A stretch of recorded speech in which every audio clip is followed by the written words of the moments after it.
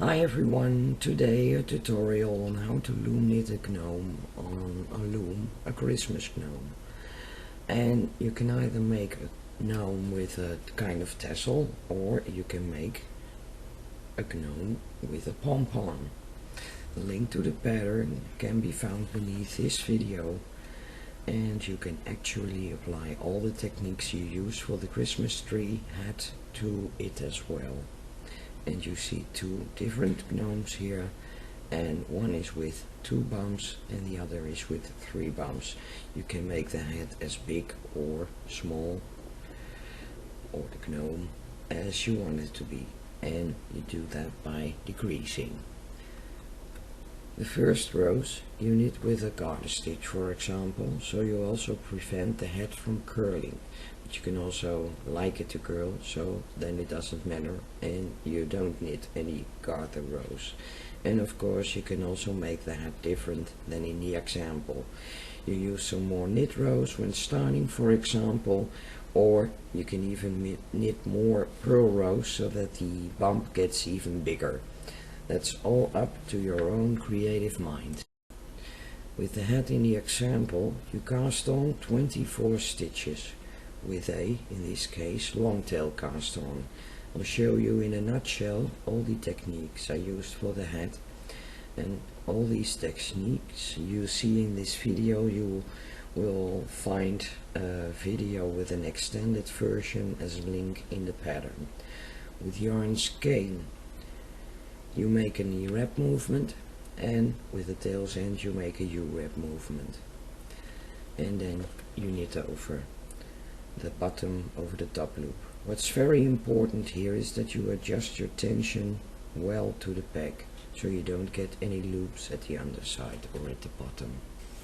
Then the main stitches: knit, true knit and a purl stitch.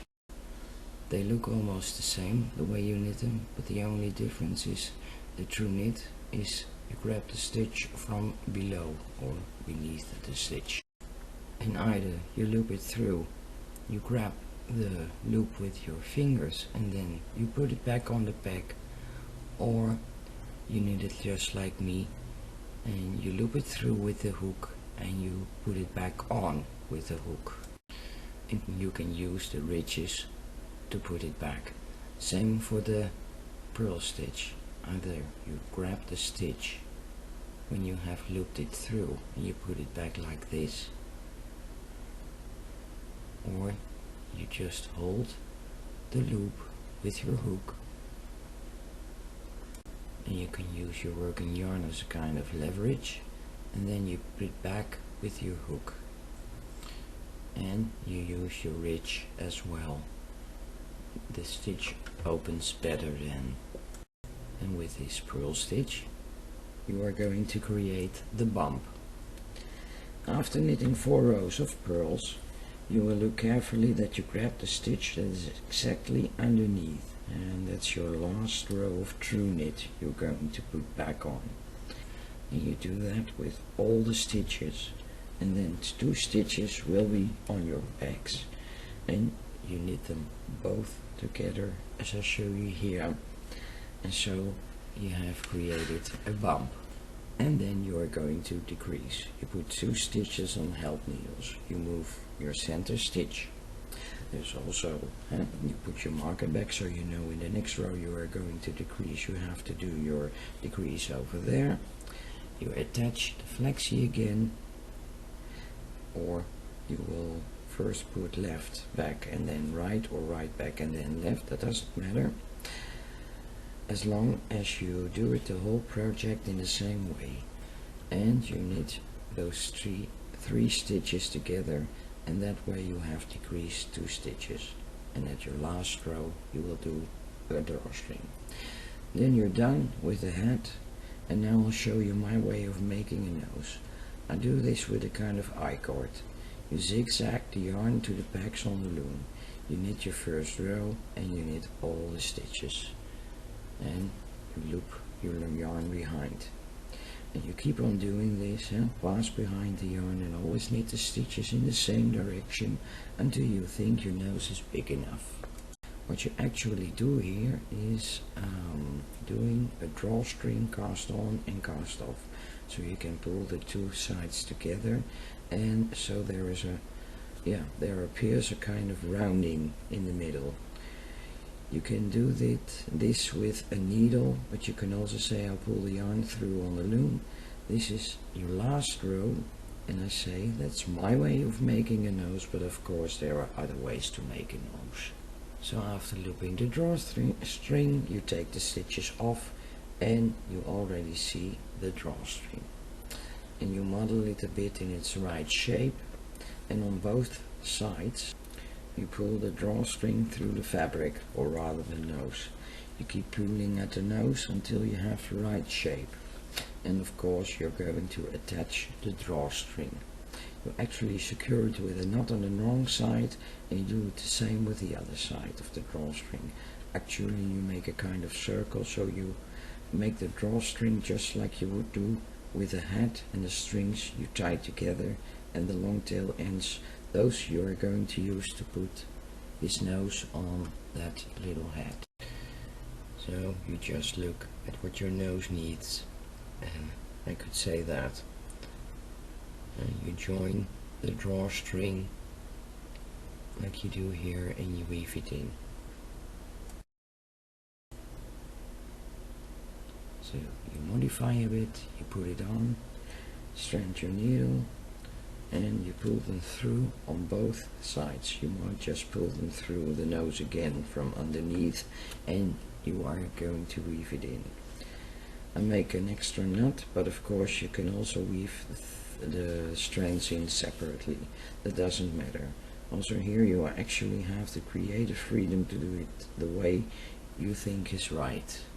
And of course it's important that you do it in such a way that it is invisible to the outside world. You got the strands neatly when you have woven in, and then either you are going to make a pom-pom or you are going to make a tassel. So you cut off, and then we continue. Now for pom-poms, of course you have a lot of examples, and now I'll show you how I made this tassel. I just grabbed a small box of which I thought it was the right size. Now I'll show you in just a kind of small way how I did that. You wrap it around the box, then you are going to put a strand at the top with both sides. You'll have a pretty long tail's end there, so you can attach it into the inside of the hat. Then you cut the strands on one side, and with the pom-pom you would do it on both sides. You make sure that the strands which you have now, and that they are equal, and if necessary just drag them through the string you have attached on top, as long as it's only slightly equal. Then you fold it in half, and then you do another kind of attachment so that you get a kind of bump with strings, so to speak. And that happens because you are doing this very tight.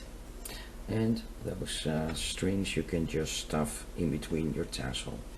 Then you are going to put the hat on it, and look at it. You just take those very long tails ends which you had done in the middle, and you put them on a needle, and then you put them on one side on the top of the hat where you did the drawstring, and you don't fasten them yet. And of course you put the other side on the other side of that drawstring section as well.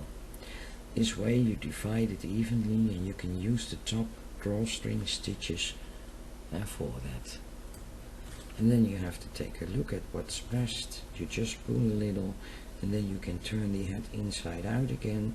You make a knot over there, and sometimes it's right, and other times you just have a little space in between tassel and hat, so in between the strands. You secure the knot again just to be sure, and you know for sure that the hat will stay stuck. You cut them off a bit shorter, You turn it inside out again and you take a look.